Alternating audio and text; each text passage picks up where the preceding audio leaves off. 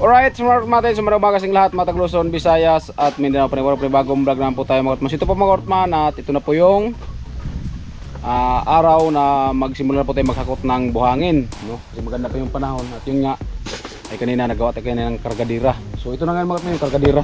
Ayan, no? Kinabit na natin mga Kortman sa motor. Alright mga Kortman, sa baba lang po at kami maghakot na po. At siyempre may magsako din dun sa hakutan, kami po yung maghakot at may magsako din po dun.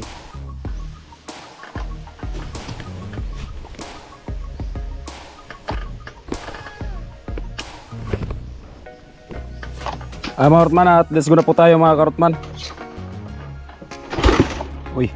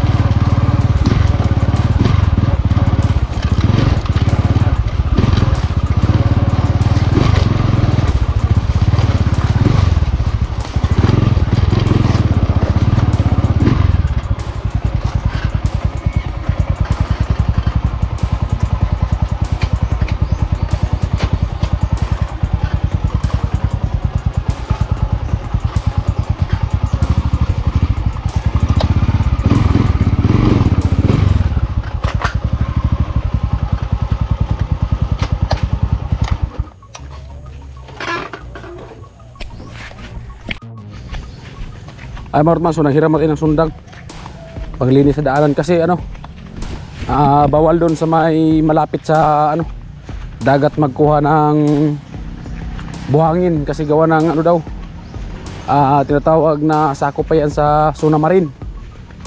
Kaya dito lang ay banda sa may bukid-bukid.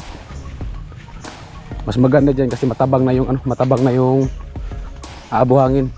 Naghukay pa sila kasi gawa ng malalim-lalim yung buhangin kasi yun nga sa itaas may lupa-lupa. Mamaya dyan tayo may dadan mamaya.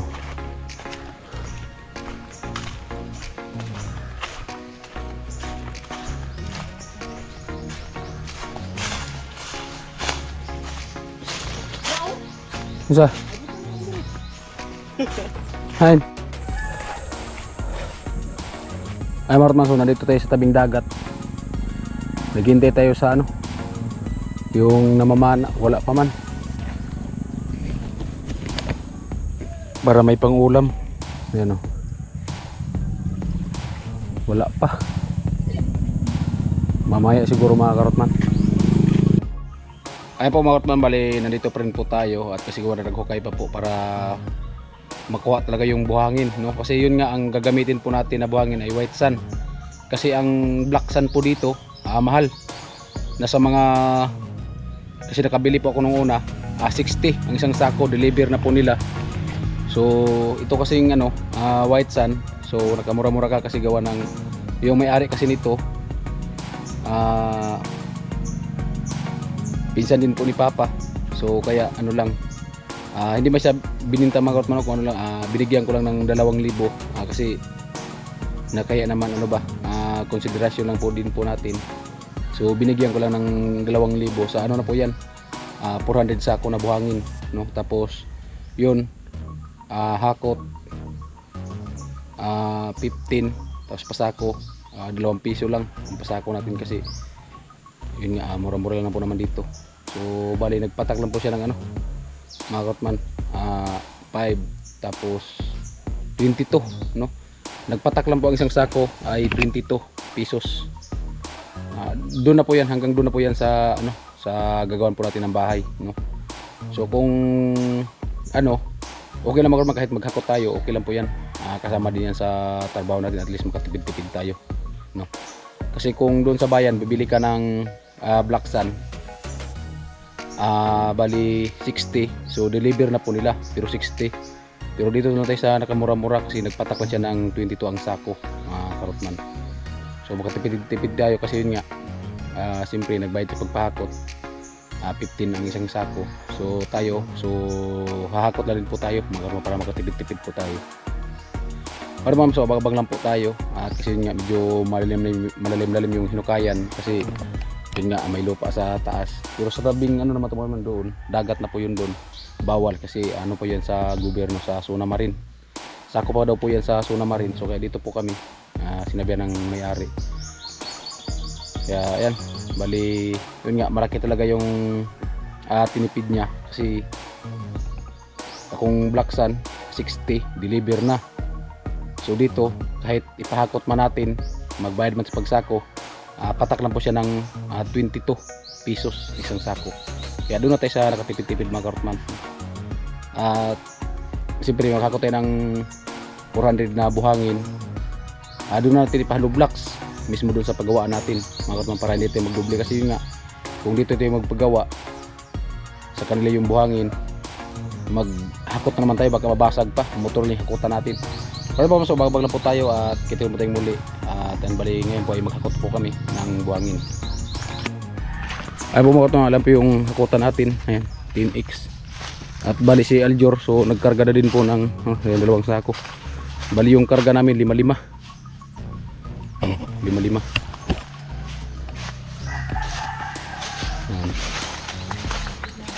At nandito yung nagsako.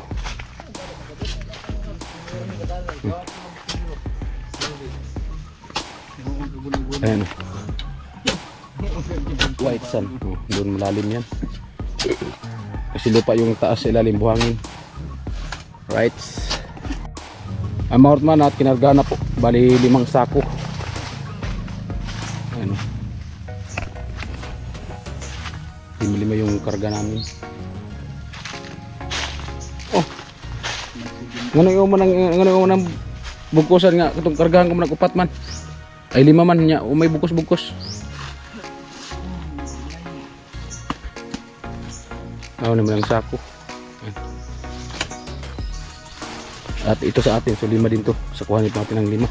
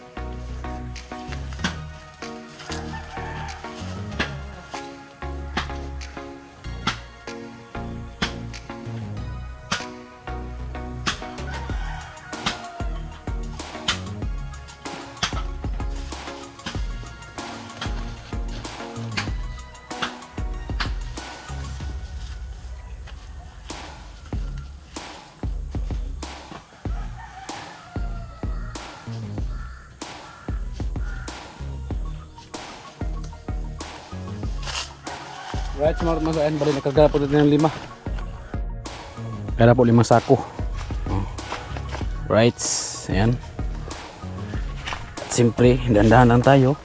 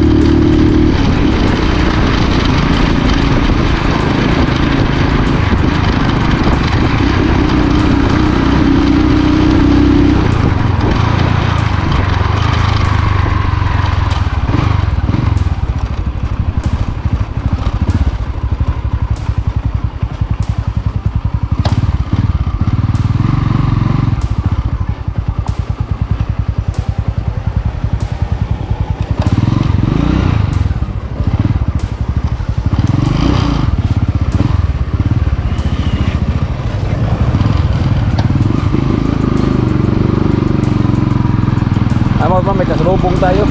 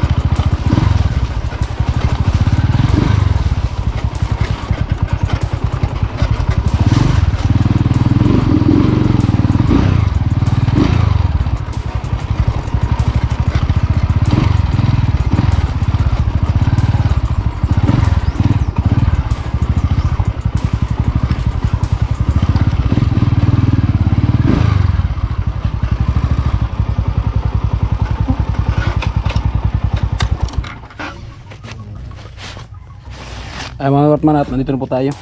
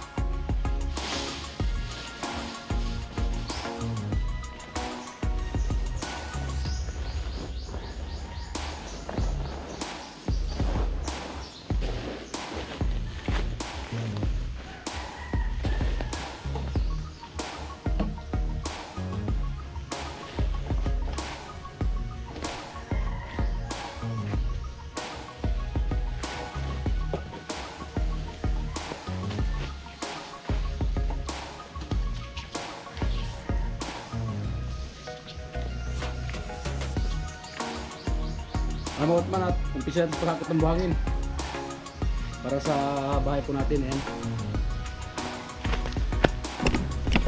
Siyempre mga karotman, yung blessing na binibigay sa atin, palagaan po natin. At siyempre, ayan, siyempre tulong din paghakot para makatipid-tipid tayo. Ayan. Karga po natin ay 5 sako. Malapit lang sa, sa kalsada. Doon sa una na yan dyan. So kalsada na din po yan, no? Ito lang binili natin mga karotman, kasi medyo nakakamura nga po tayo. Kasi isang sako lang, halagang 22 pesos mga karotman. So nandito na siya, at dito lang po tayo magpalo blocks dito. Alright mga karotman, sa babang lang po tayo, at bali tuloy-tuloy pa yung paghakot natin mga karotman. Kasama rin si Aljur paghakot, no? Right. Mga karotman, so bali pangalawang balik na po tayo. Tayo dalawa, si Aljur dalawa na din po.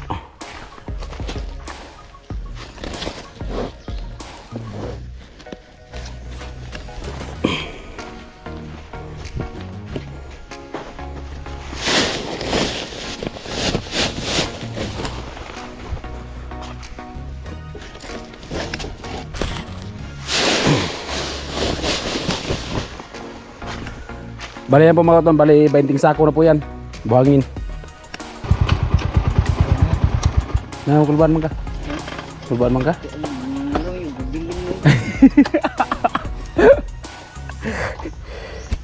Kulban day ka?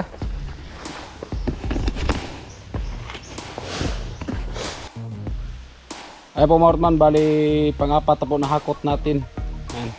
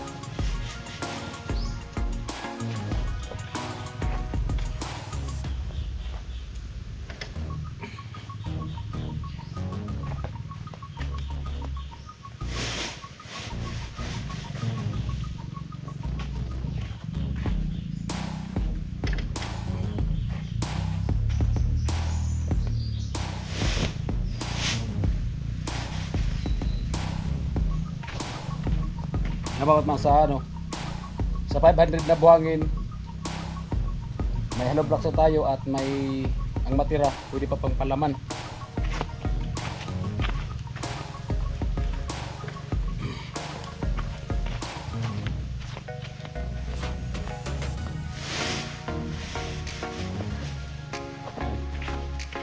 salamat lang kay ano, kay Kuya Jojo at kay Kuya Igorot. Salamat po sa inyo.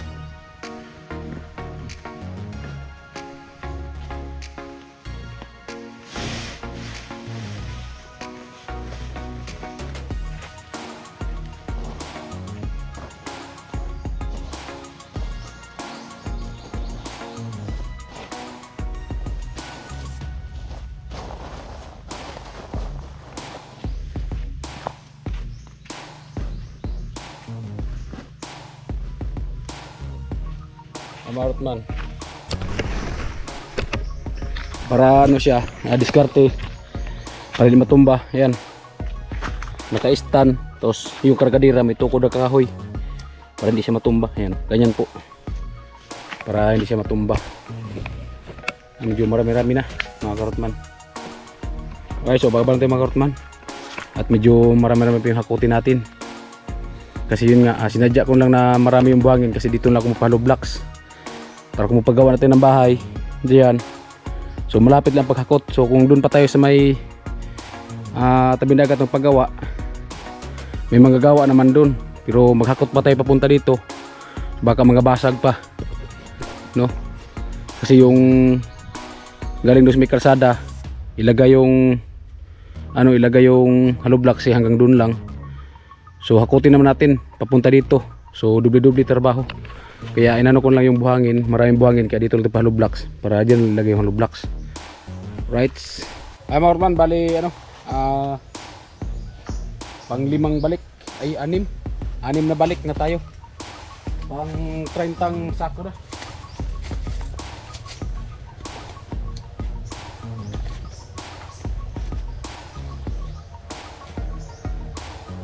Tsaga lang mga karotman, magkarami din.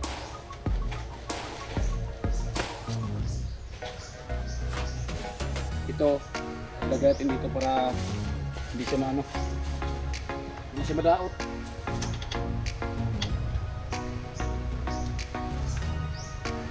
Ganyan lang yung mga karotman. Kaya dito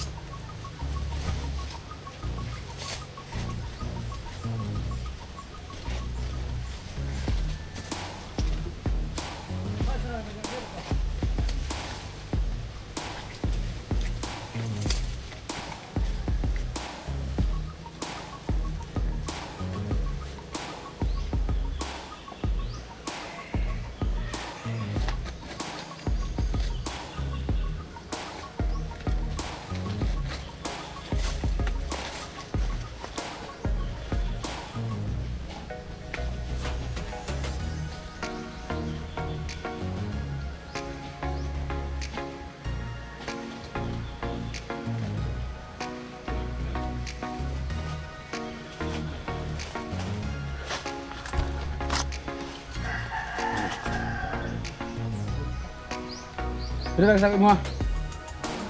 40 na? 30 lang.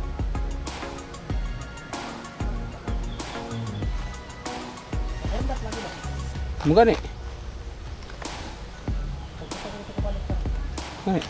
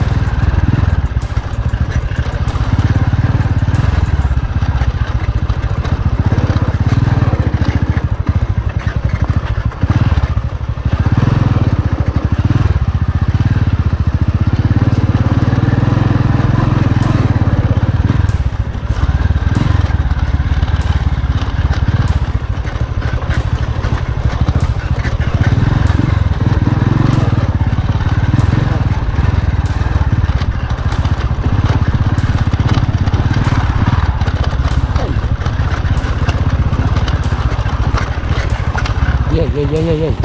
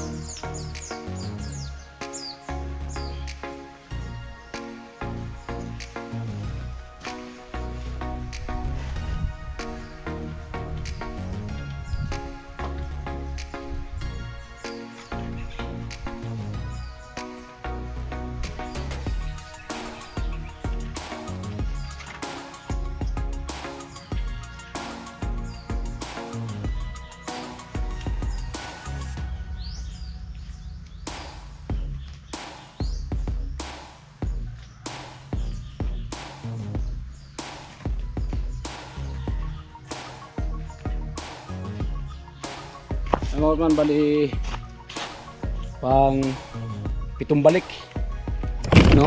Ayan, 7 balik na po tayo. At yun nga, bali tayo uwi natin ng, ng bayan para makapag-upload. At ang maghakot lang muna si Aljur, no? Si Aljur muna yung maghakot. At yun yung mga Rotman. So yun nga, dito tayo magbahay kasi malapit lang sa tubig, no? Unang-una talaga, kailangan talaga sa tao tubig, no? And malapit yung bomba dito. Antin natin yung bomba na ginawa nila Papa.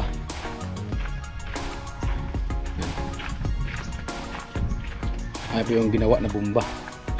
At pwede tayo dito magbuhay ng mga baboy. Ayan, oh.